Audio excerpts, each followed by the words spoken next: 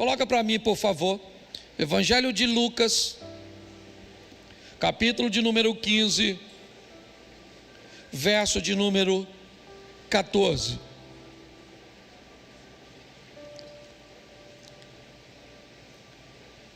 Depois de ter consumido tudo, sobreveio àquele país uma grande fome e começou a passar necessidades.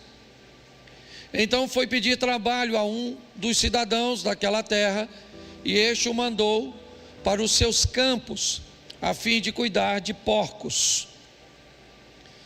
Ali ele desejava alimentar-se das alfarrobas que os porcos comiam, mas ninguém lhe dava nada. Feche seus olhos. Senhor nosso Deus e Pai, em nome de Jesus, eis aqui a Tua palavra. Continua falando conosco e usa-me como um canal de bênção, pelo poder do nome de Jesus. Amém. Glória a Deus. Amém. Bom, eu quero olhar para o filho pródigo hoje e mostrar na história dele um momento que ele precisou estabelecer uma revisão. O momento da vida dele que ele teve que parar, tirar um tempo para fazer uma avaliação. Isso é muito importante. Vamos numa reflexão rápida.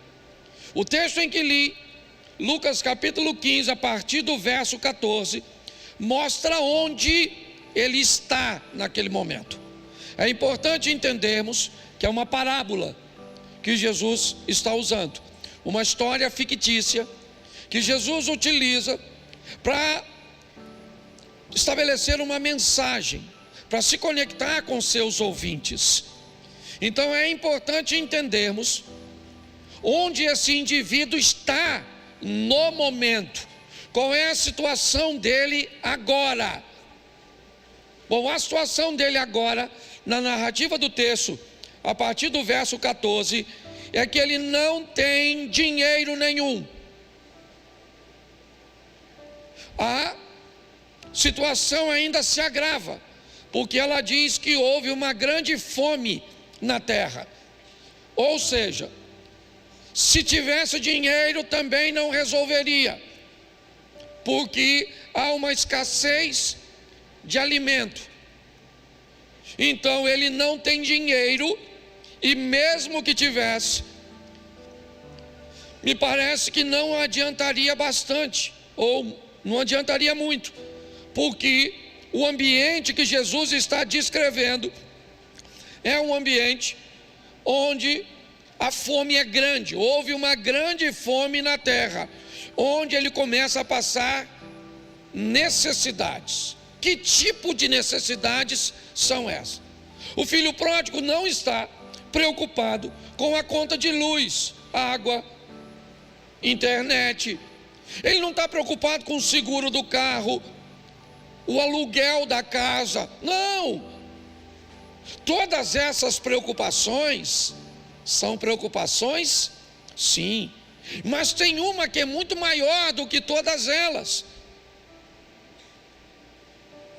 Qual a preocupação, pastor? A com comida. Quando se você estiver sentado aí agora, preocupado com o que você vai almoçar amanhã, aí você está com um problema. Esse problema é grave. Porque, como é que você vai fazer? Jesus está descrevendo o ambiente onde esse camarada está. Ele não tem nada porque ele gastou tudo.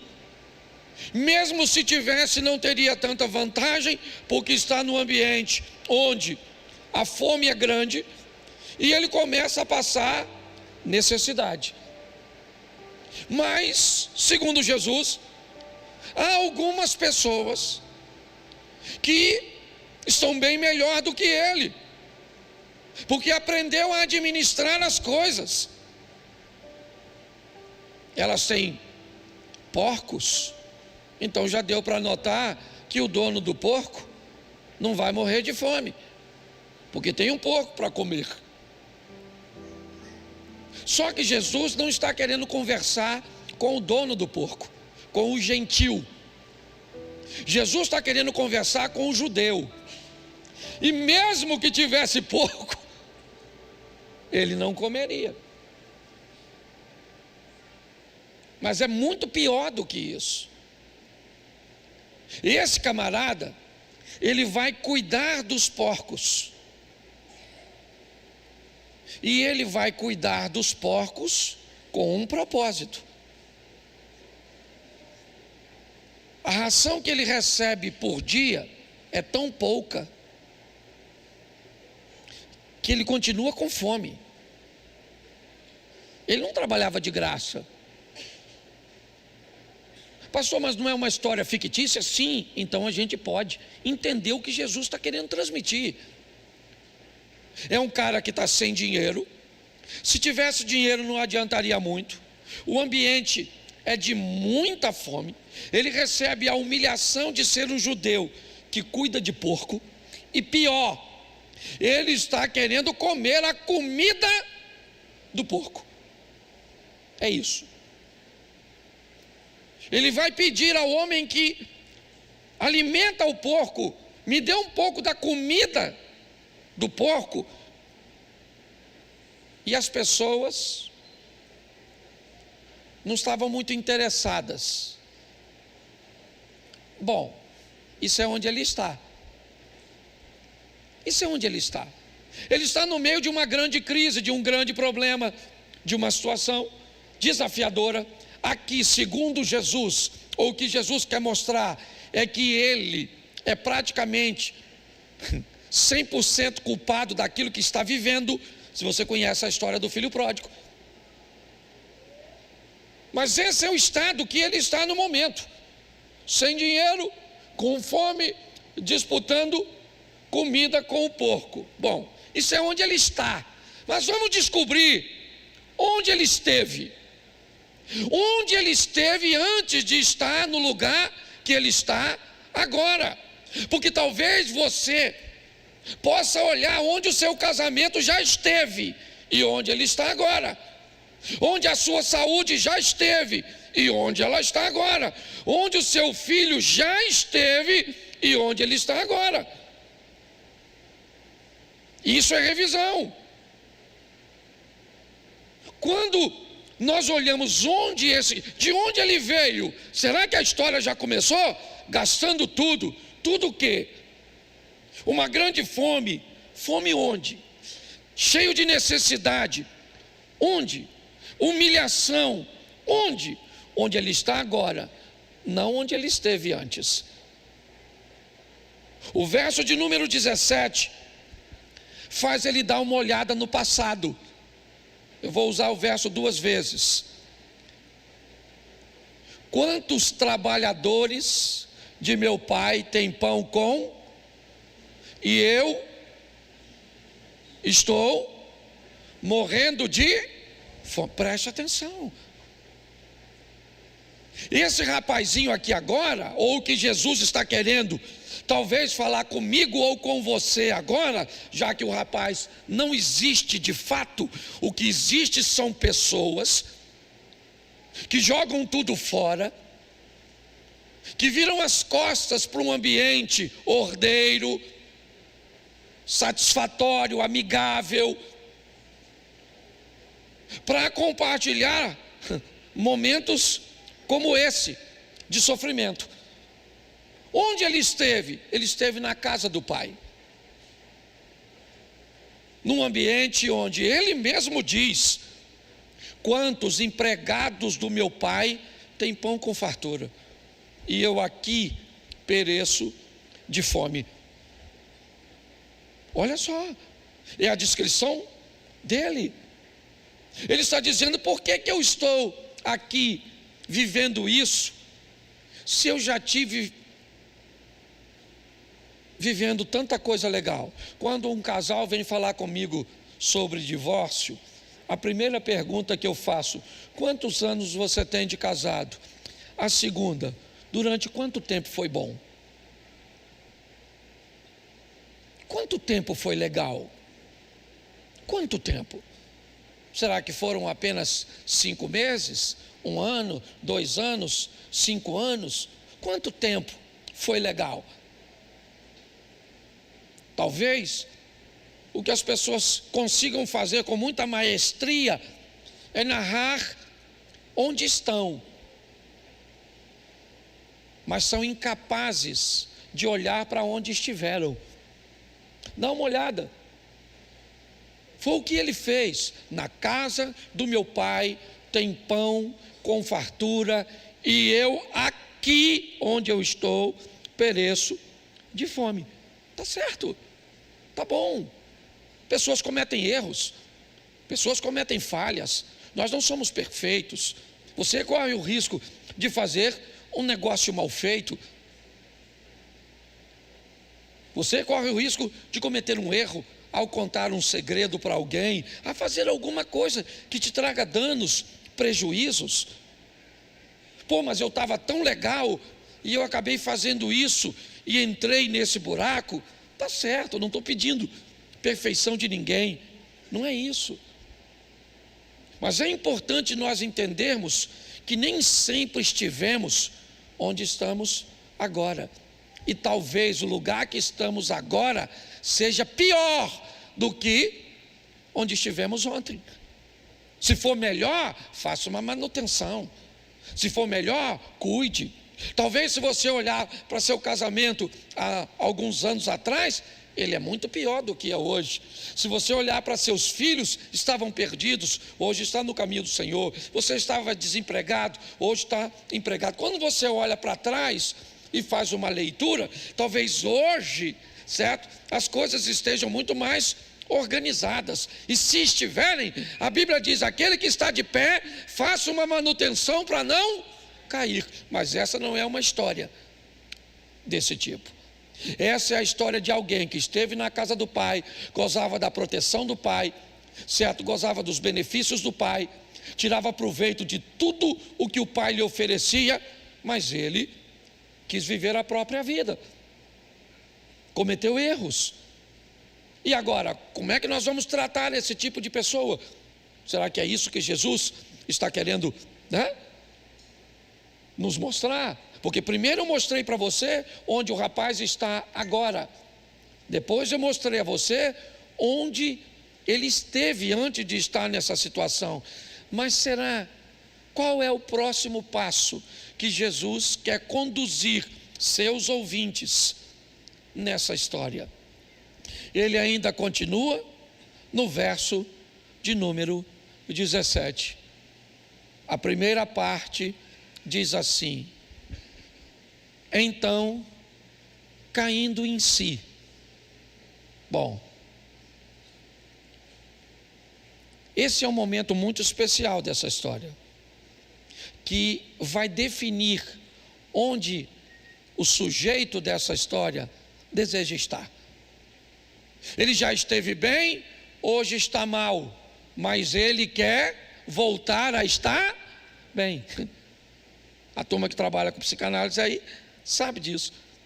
Como é que você muda a vida de alguém que está satisfeito mesmo no ambiente que está? Não tem como mudar. As pessoas não querem mudança. Para se mudar precisa querer mudar. O que ele faz? Ele tira um tempo. Um tempo onde? Provavelmente olhando o porco comer, olhando o ambiente ruim que ele está. E naquele ambiente ruim ele tem uma visão. De onde? De onde ele esteve. Na casa de meu pai, até os empregados têm pão com fartura, e eu aqui morro de fome. Está certo, é bom. Ele fez uma revisão, ele deu uma olhada lá na casa do meu pai, tem pão, e eu aqui morro de fome, e vou morrer de fome? Não, ele disse: eu vou me levantar. Ao avaliar, ele cai em si. Eu gosto disso, porque é como se o rapaz olhasse para ele, visse onde ele está, onde ele esteve, quem o trouxe para aquele lugar, e ele disse: eu vou sair daqui. Deus te trouxe hoje aqui para dizer uma coisa para você. Você pode sair de onde está se não gosta de onde está. A decisão é sua. Você não gosta? O que foi? Você está num ambiente ruim? Ele não é seu destino. Você pode tomar uma providência. O que ele faz é isso. Ele para e avalia. Ele olha e ele descobre que tem um lugar que, apesar da crise, as coisas ainda continuam organizadas. Apesar da fome, lá ainda tem comida. E o pior, ou melhor, o dono daquele lugar quem é?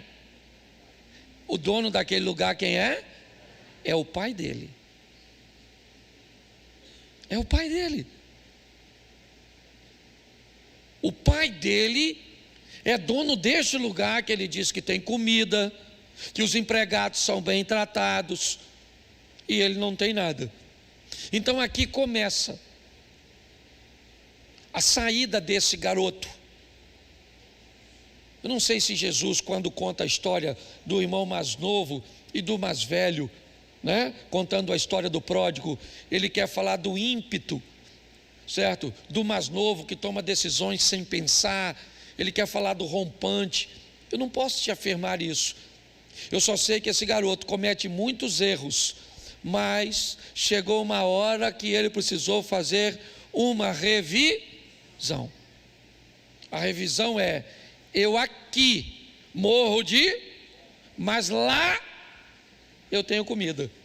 Eu aqui sofro humilhação, mas lá eu vou ser honrado.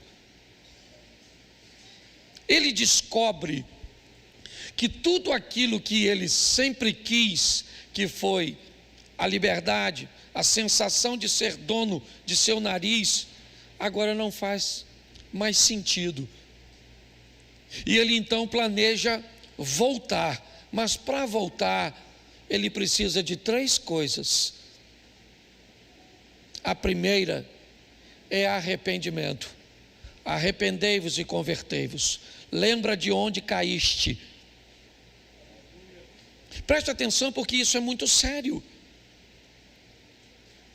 A minha proposta para você hoje, faça uma leitura da sua vida. Mas pastor, não dá para ser mais preciso?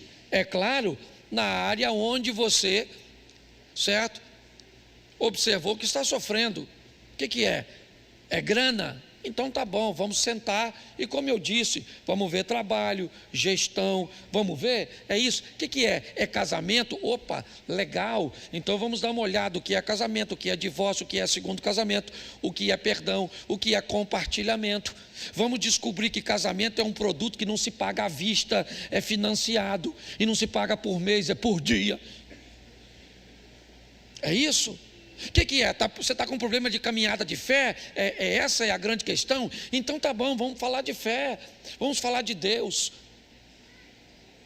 Vamos estabelecer um ambiente onde você possa, certo, revisar as coisas, dar uma revisada no seu comportamento e por que as coisas estão acontecendo. Mas onde? Na área que você indica sofrimento, perda, dano, humilhação, é só isso. As áreas que não precisa, faça manutenção e está tudo certo. Quando este rapaz olha para tudo isso, ele não vê fatalidade, não. Ele não vê aquilo que nós vemos quando Jesus está morrendo. Quando Mel Gibson fez aquele filme, A Paixão de Cristo, eu quase morri. Quase morri quando fui assistir aquele troço, de tanto que eu chorei, quando Jesus estava apanhando daquele jeito, caindo com aquela cruz, e eu chorando, como se eu não quisesse que ele morresse, e pior, como se ele fosse um coitadinho. Não, ele não era um coitadinho. Ele falou: ninguém tira a minha vida, sou eu que estou entregando, pronto. Ele não era uma decisão para que eu e você pudéssemos ter acesso a uma vida de verdade. Às vezes nós olhamos de forma muito errada. O que nós precisamos é nos arrepender. Arrependimento. Você quer mudar de vida? Faça uma revisão e arrependa-se. Entendeu? Ah, pastor, eu quero dinheiro mesmo, mas eu não gosto de trabalhar. Então arrependa-se dessa preguiça. Você está entendendo? Ah, pastor, eu até sou muito trabalhador, mas eu não gosto de estudar, então dá um jeito. Poucas pessoas que eu conheço nessa vida gostam de estudar. Poucas. Eu nunca gostei. Eu não posso falar mentira. Certo? Mas tinha que estudar? Tinha. Ué. Então invista em você. As pessoas precisam se arrepender daquilo que está lhe fazendo mal para você mudar. Se você não arrepende, como é que acontece? E pior, tem gente que não arrepende, ele tem remorso. Deixa eu falar de uma forma muito simples aqui, pelo menos para mim, a diferença de remorso e arrependimento. Quando você faz uma besteira e dá remorso, me parece que ela é uma dor muito aguda, mas muito forte, mas não dura muito não. Entendeu? Ela é uma diferença. Ai meu Deus, por que eu fiz isso? Ai, nossa, eu não podia fazer. Eu feri Deus. Olha, eu não sou digno. Não sou digno. Ai meu Deus. Menino, se for remorso, passa rapidinho. Já você está rindo de novo. Deus sabe que eu não sou perfeito. O arrependimento não. O arrependimento não dói tanto igual remorso não. Mas ele fica ali futucando nós. Para nós nunca mais fazer. Não faça. Aí você fala, ai que vontade. Não faça. Eu fico com vontade de usar exemplo ruim aqui. Não vou usar não. É porque tem uns exemplos que se eu usar ele é cirúrgico. Sabe assim, mas ele é tão feio que eu tenho medo de ferir os visitantes. Deixa quieto. Você vai ficar curioso.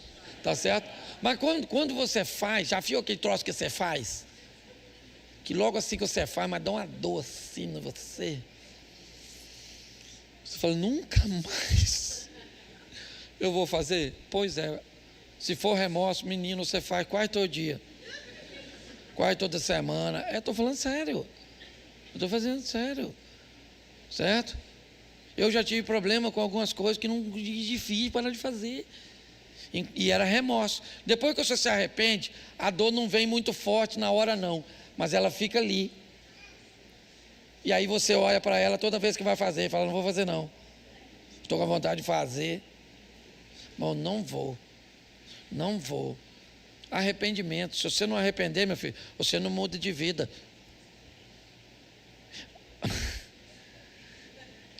Eu tenho que ter cuidado quando eu vou usar os exemplos. Que às vezes eu uso um exemplo meio... Mas alguém me contou uma história. Aí a pessoa acha que eu estou usando o pulpo para falar dele. Dá uma confusão desgraçada depois. Mas eu tive um tempo atrás um problema com um camarada que eu achei que o cara era sem vergonha. E eu vim de um ambiente de sem vergonhice. E se tem uma coisa com sem vergonha, é apto. É para conhecer outros sem vergonha. Eu fui criado nessa vergonhice. Minha família não... Só Jesus. Certo? E eu falei, esse malandro, isso é... Aí ele deu uma pernada na mulher dele. Aí a mulher dele falou que vinha... Eu largar ele e veio falar comigo. Sabe quando você vê que o cara... Ele não está arrependido dele que fez, ele está arrependido que foi descoberto. Pensa numa vida difícil, vida de pastor. É. Porque ele tem que ajudar os outros a ir para o céu e não ir para o inferno. Senão vai, é verdade. E aí eu falei para ela, não moço, dá uma chance para ele, mas não acreditava muito não. E ele, não, que agora... Demorou um tempo, sabe o que ele fez? Deu outra pernada nela. Aí não adiantava mais pedir ajuda para o santo aqui, né? Que o santo aqui já tinha queimado o cartucho. Aí foi pedir outro santo. Aí foi para outro santo. E aí o outro santo falou, não rapaz, tem chance para tu. E a mulher dele veio falar com esse santo aqui. Aí eu falei, dona, pode falar com a senhora? Larga essa peste. Falei. Eu falei, não posso mentir. Eu não estou aqui para botar ninguém. O indivíduo sabe que precisa mudar e não muda. É uma besta quadrada. Eu estou falando assim porque eu não estou falando nome, tá bom? Por isso que pode.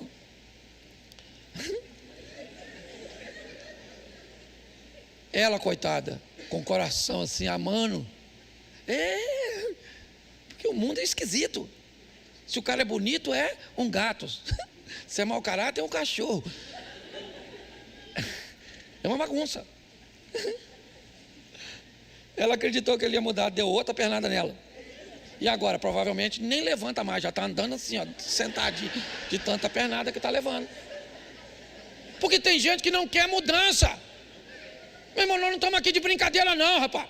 Tem gente aqui pregando, orando, ensinando. Você pensa que a vida é fácil para a gente? O bagulho é doido, rapaz. É ou não é verdade? O negócio é difícil. Aí a gente encontra gente de molecagem, não quer arrepender, vai para o inferno. Mas não perturba nós. Porque não é difícil só para você não. Ele olhou e disse: eu não quero estar onde eu estou. Então Deus disse: eu vou tirar você daí. Se você quiser sair de onde está, o Deus que nós servimos é poderoso para te tirar de lá. Você não viu aqui que você tem uma doença que ninguém cura? Pois é, ele entra lá no meio dessa doença que ninguém cura e cura você. Você está entendendo? A gente só tem que se arrepender. Ele olhou e disse: eu não quero ficar aqui. Levantar-me-ei e vou lá encontrar com o meu.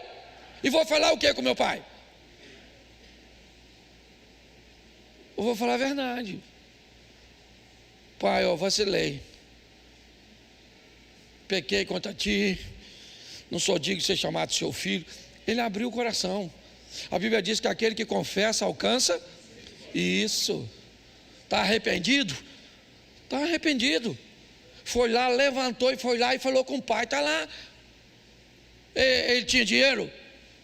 Não, tinha mais nada, gastou tudo. Devia estar magrinho, aqui, feio.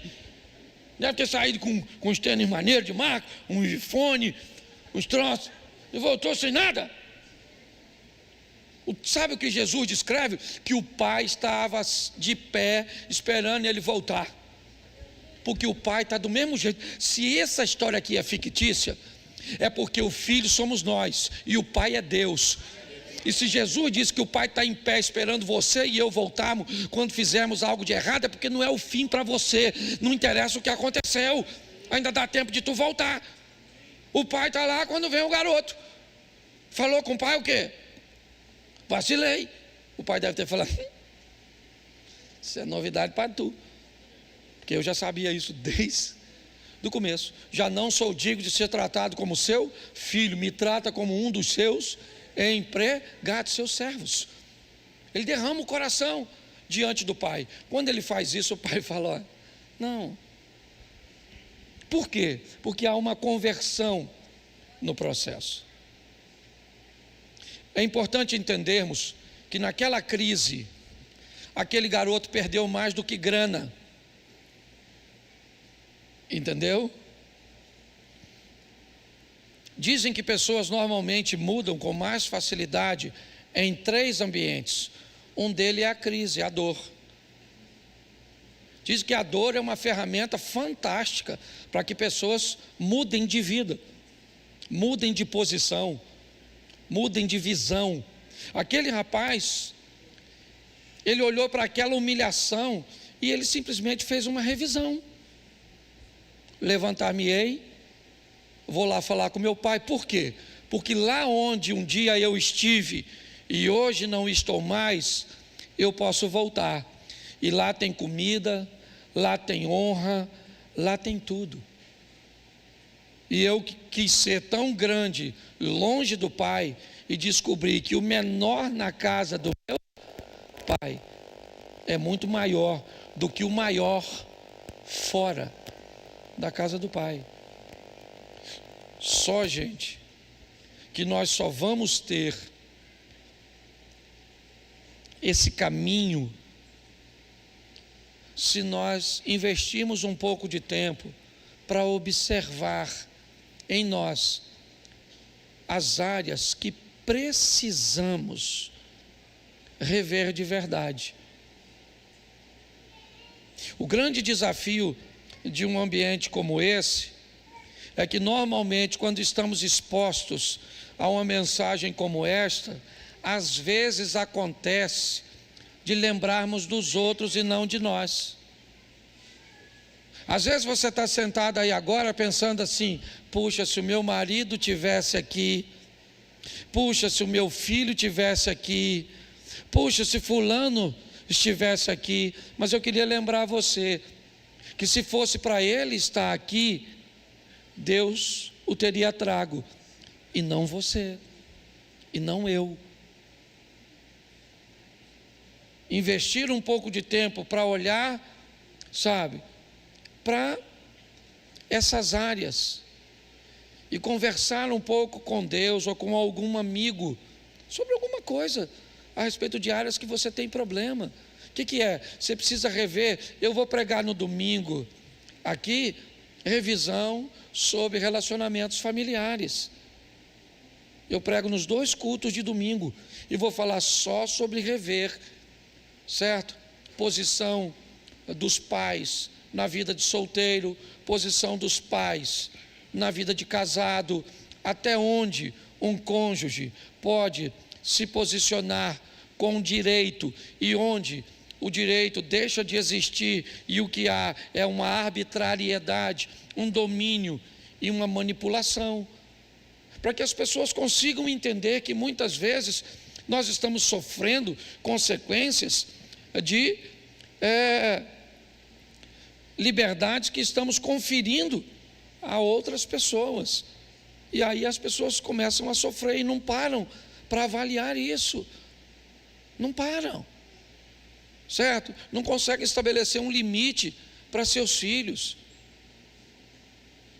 Por exemplo, vou te dar um exemplo. Meu filho, está na hora de comer.